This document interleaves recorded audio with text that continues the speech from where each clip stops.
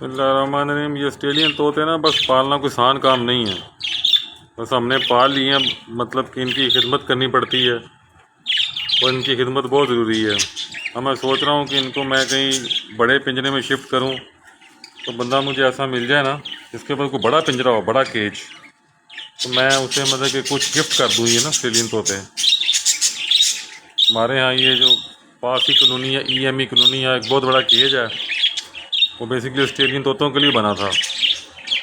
تو ایک دفعہ میں وزٹ کر کے آیا ہوں اور میں دوبارہ جاؤں گا انشاءاللہ تعالیٰ، کیونکہ یہ نا اتنا شوق، یہ مشکل شوق ہے یہ، کیونکہ بھی دیکھیں یہ بھی اللہ کی مخلوق ہے، ظاہر بات ہے اگر آپ ان کی ٹیک کیئر نہیں کریں گے تو بڑے مسئلے مسائل ہیں۔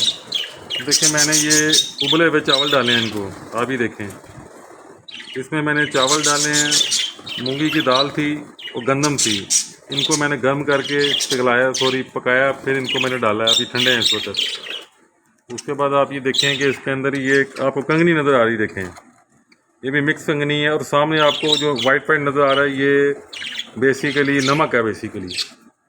اس طرح پھر یہ دیکھیں کہ اس کے اندر یہ میں نے کچھ پتے ڈالے ہیں توڑ کے، پھر اس کے اندر ایک سمندری جاگ آتی ہے، وہ ڈالنی پڑتی ہے، کچھ چیزیں آپ کو اس میں ریگولر ڈالنی پڑیں گی۔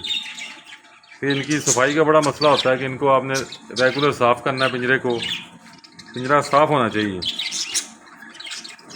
یہ بس آسان کام نہیں ہے، میرا تو مشورہ ہے کہ آسٹریلین طوطے کبھی نہ پالیں۔ میں نے تو تجربے کر کے بڑے دیکھے ہیں۔ اب یہ کیج مخلوق ہے، آپ اسے چھوڑ بھی نہیں سکتے کہ آپ انہیں چھوڑیں گے تو باہر ان کو کوے کھا جائیں گے، کیونکہ ان کے رنگ کلر کی وجہ سے ان پر اٹیک بہت ایک دم دوسرے لوگ اٹیک کر دیتے ہیں۔ پھر یہ کہ یہ آپس میں لڑتے بڑا ہیں۔ اب یہ دیکھیں یہ چھوٹا سا بچہ دیکھیں نا، یہ اوپر آ کے بیٹھ گیا، ابھی بھی اس کی آواز ایسی ہے کہ جیسے یہ اپنی ماں کو کہتا ہے کہ مجھے چوگا دو، یعنی آواز اس کا ابھی چھوٹا ہی ہے۔ تو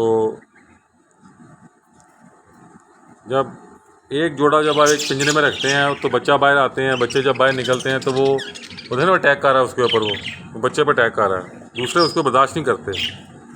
تو جس وقت ایک جوڑا آپ رکھتے ہیں تو پھر جو بچے باہر آتے ہیں تو ماں باپ ان کو نا چوگا ڈالتے ہیں، یعنی ان کو فیڈ کرواتے ہیں، مگر جب زیادہ ہو جاتے ہیں نا تو پھر میں نے دیکھا فیڈ نہیں کرواتے۔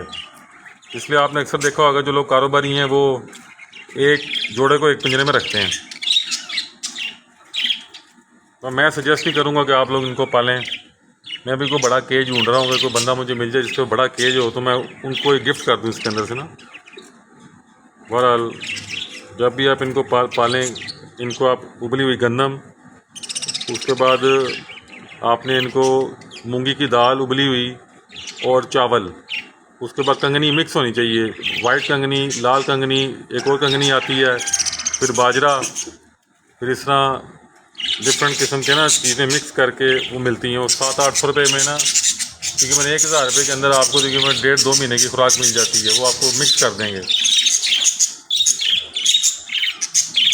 اب کئی اس کے اندر سے مر بھی گئے ہیں، یعنی وہ سمجھ نہیں آتی مر کیسے جاتے ہیں، کبھی وہ کجے میں سے بچہ مر جاتا ہے، جب کو باہر نکلتے ہیں وہ پھر کوئی زیادہ دیر سروائیو نہیں کرتا۔ یہ پرابلم بڑی ہے ان کے اندر، یہ کیج برڈ میں یہ بہت پرابلم ہے۔ اللہ تعالیٰ رحم کرے۔ بہرحال السلام علیکم۔